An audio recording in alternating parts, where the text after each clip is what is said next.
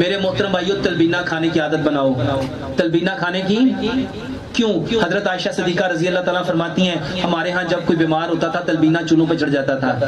تلبینہ چولہوں پہ چڑھ جاتا تھا. تلبینہ کسے کہتے ہیں؟ جو کا دلیا. میرے محترم بھائیو یہ اتنا زبردست علاج ہے, اللہ کی قسم کھا کے کہتا ہوں 40 دن جس کو شوگر ہے نا, جس کو بلڈ پریشر ہے, جس کو کولیسٹرول ہے, یہ فالج کے مریض کو تو تقریباً 4 ماہ دینا پڑے گا, لیکن جس بندے کو شوگر ہے وہ چاہتا ہے میری شوگر ہمیشہ کے لیے ختم ہو جائے, صرف 90 دن. یہ جو 6 باتیں بتائی ہیں, مٹی کے برتن, سرسوں کا تیل, چینی کی جگہ گڑ, پتھر والا نمک, آٹا پتھر کی چکی کا پسا ہوا, اور پانی کو چھان کے کاٹن کے کپڑے سے مٹی کے برتن میں رکھ کے لے. اور 5 دوائیاں بتائی ہیں, کلونجی میتھانے کا پانی ہے, ادرک لہسن پودینے ناردانے کی چٹنی ہے, جو کا دلیا ہے, ہلدی دال چینی والا دودھ ہے. اور آخری بات, سلاد کھانے کی عادت بناؤ. سلاد کھانے کی, عربوں کا جا کے کلچر دیکھو, عرب اپنے ہر دسترخوان پہ سلاد لازمی رکھتے ہیں, چاہے ایک ہی چیز رکھیں لیکن رکھتے لازمی ہے. میں اکثر لوگوں کو بتاتا ہوں, حیات الحیوان کتاب ہے, اس کے اندر اس میں بھی لکھا ہے, اور ابن خلدون نے اپنے مقدمے میں بھی لکھا ہے, دنیا میں سب سے طاقتور جانور ہاتھی ہے, اور ہاتھی پوری زندگی نہ کبھی گوشت کھاتا ہے نہ کبھی دودھ پیتا ہے. اور پوری دنیا میں سب سے زیادہ گوشت کس جانور میں ہے؟ سب سے طاقت کس جانور میں ہے؟ سب سے زیادہ وزن کس جانور کا ہے؟ سب سے زیادہ قد کس جانور کا ہے؟ سب سے زیادہ ہڈیاں مضبوط کس جانور کی ہیں؟ ہاتھی کی. اور ہاتھی صرف پھل اور سبزیاں کھاتا ہے. اس کو قرآن سے سمجھو. ابراہیم علیہ السلام نے جب اپنے بچوں کے لیے دعا مانگی تھی نا, تو کیا دعا مانگی تھی؟ من الثمرات. کیا دعا مانگی تھی؟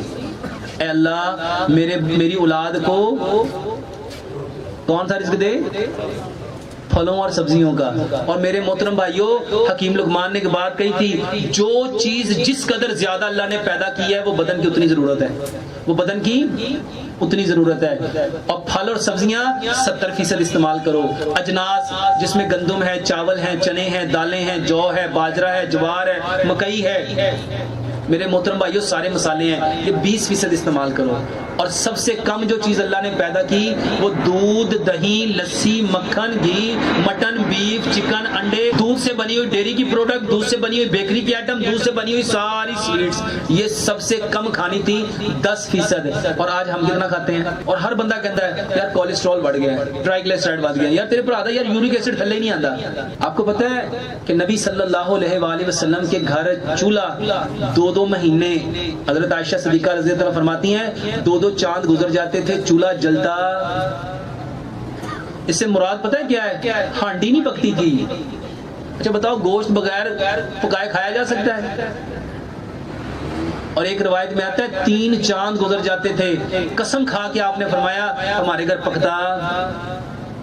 اور یہاں ماشاءاللہ صبح بھی گوشت, دوپہر بھی گوشت, شام بھی گوشت. پھر کہتے ہیں ڈاکٹر سمجھ نہیں آ رہی بلڈ پریشر کیوں وزن دیا ہے, کولیسٹرول کیوں وزن دیا ہے. میرے محترم بھائیو 70% پھل اور سبزیاں کھاؤ, 20% اجناس کھاؤ, اور 10% اینیمل پروڈکٹ کھاؤ اگر بیماریوں سے بچنا چاہتے ہو. یہ جتنے بھائیوں نے پاؤں سن ہو جاتے ہیں اس کے لیے بھی یہی علاج ہے.